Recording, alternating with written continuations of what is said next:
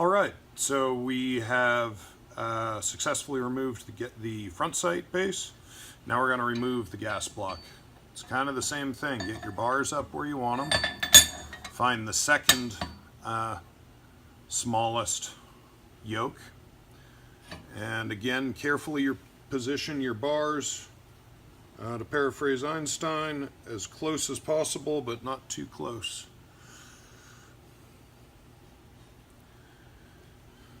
And that looks about right. I'm going to throw my muzzle protector on.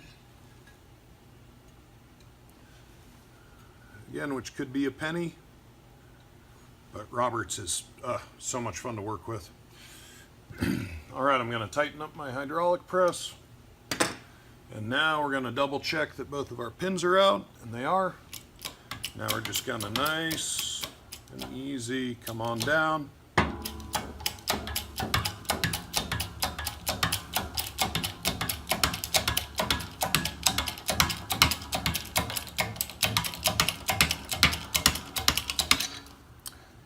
One came free quite nicely. All right, now we've got our gas block off.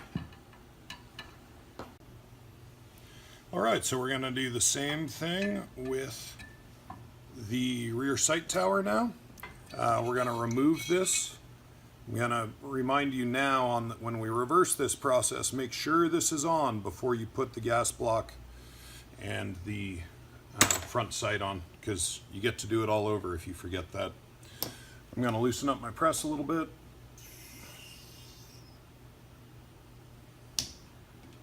One thing I haven't been saying is very true, is you want to keep as little of the piston of the press exposed as possible. All right, and we may need to go a little further here.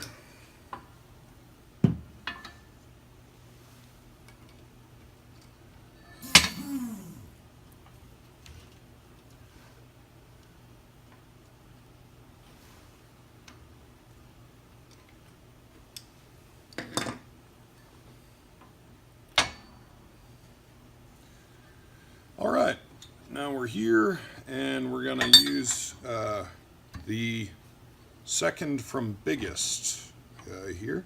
Some of these have a lip on them. This one doesn't, but you want to be careful to stick the lip in the way that is appropriate for your use case.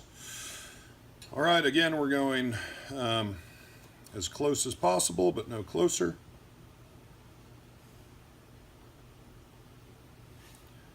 We're getting it centered underneath the piston. Muzzle protector. And away we go.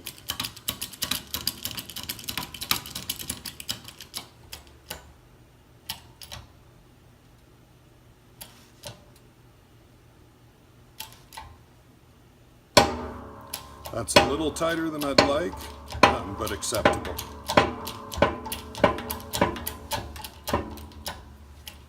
You can kind of feel whether things are going sideways or not. That is on the tighter end of fun. Now we've got our rear sight block off, and of course this is one of ours, but I didn't have any converted guns or non-converted guns to do this demo on. So use your imagination and think of this as being the old leaf sight.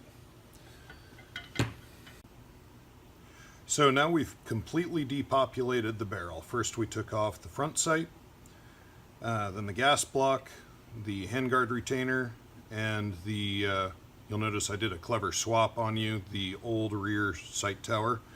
We're going to take that one out and put in the Occam rear sight tower. So we're going to do everything exactly opposite. Now we're going to put the rear sight tower on. Remember to put our retainer on, and the gas block, front sight, and then we'll put the pins back in. A quick note before we go on, the reason that old rear sight tower had a little trouble coming off is that there was some galling here, some metal got peeled up. What you want to do is just very carefully, if you see any big ridges or drag marks, just come through and clean up very carefully. You don't want to take a lot of meat off, but just very carefully come through and take off those sharp edges.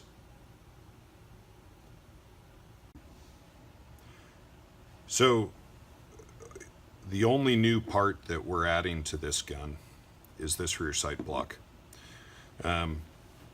The barrel dimensions, the dimensions of fit right here are fairly critical.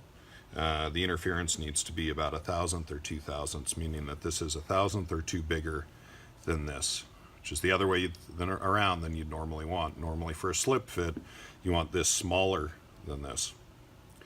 So you're going to want to measure in a bunch of different places on the barrel to see what the average is. And if it's within a couple thousandths, you're probably not going to want to do anything except try to press it on and proceed with some feel. But if it is too tight, there's 2 things you can do. 1, always use grease. And 2, sometimes just Scotch-Briting these journals and getting them really slick helps things to move really nicely. Okay, and ditto for inside here, though we've done a pretty good job at making these smooth.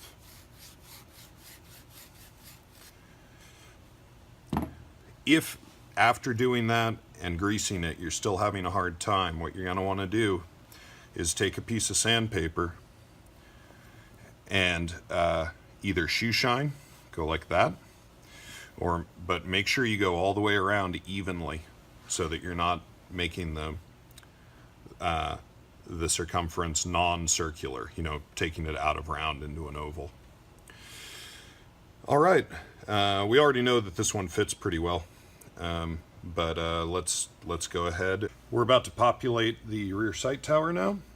This is the gear you'll need in addition to the 12-ton press. This is another tool made by Robert Forbes. It's really great. I have made my own before, and I really wish I had spent the money on his. I can't remember what it costs at the moment, but it is invaluable. It has a rotating brass chamber protector. This little piece needs to go in the notch where the extractor cutout is. So that's going to line up there.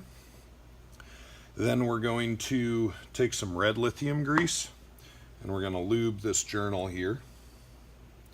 You don't need a ton. I'm being a little sloppy. I can always wipe it off later. And I'm going to do the same on the inside.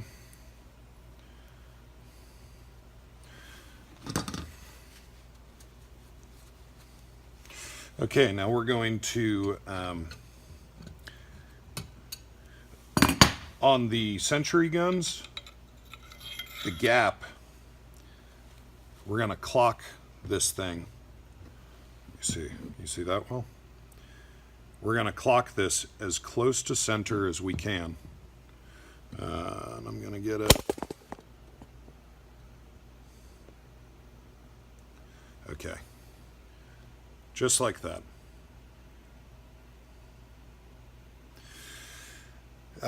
Then we're going to go back to our press, get it loaded up. We're going to be on the 1, 2, 3, 4, the 5th hole down on the press. And let's go set it up. So we're 5 holes down. Okay, I've got it back in the press here. Again, I'm going to get these as close as possible. And I'm facing it your way, but of course, optimally, I'd be doing this the other way around. And I'm going to line this guy up.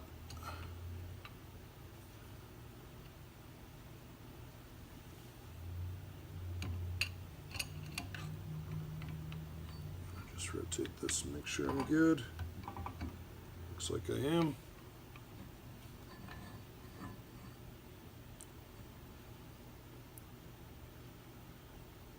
You want the thing to naturally as possible anyway, it's a little off balance.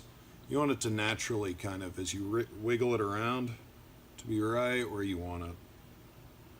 Okay, that looks pretty good. And I'm going to peek in and check the clocking here, and it looks acceptable. And so I'm going to come tight here.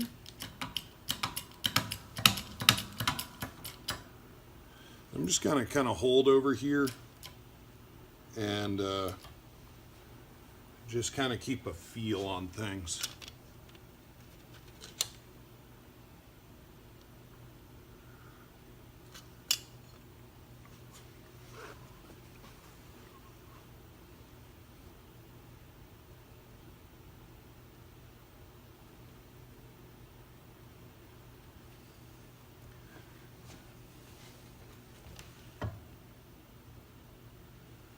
Okay.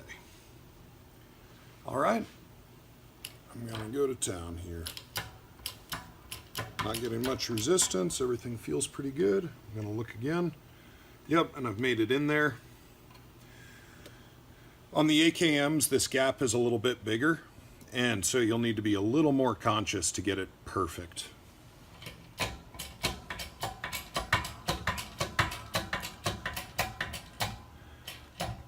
So as we get down here, I'm going to start looking sideways through this 4.5 millimeter hole. And as we get really close, I'm going to start cleaning it out with these cotton applicators. You can get them on McMaster. They're just a wooden Q-tip. And I still have a couple millimeters to go here.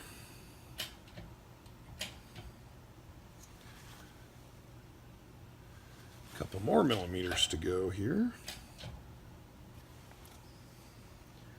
There's another good witness mark that these two will line up.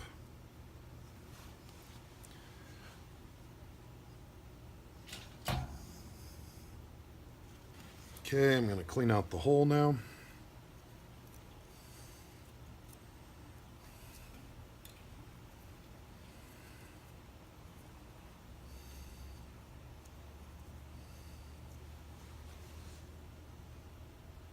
And I can stand to go just a pinch more. Okay. You couldn't hear it, but I cranked on the press a little more there. Okay, so we see that our hole is well lined up. It is possible that if your AK wasn't made well, that hole doesn't line up well, and you'll need to chase it with a drill. But the Soviet specs on that are very tight as to where that location is, and I have not had one yet that I had to do a lot to make it work. So we're going to pop it out of the press here, and we'll do the same thing with the gas block.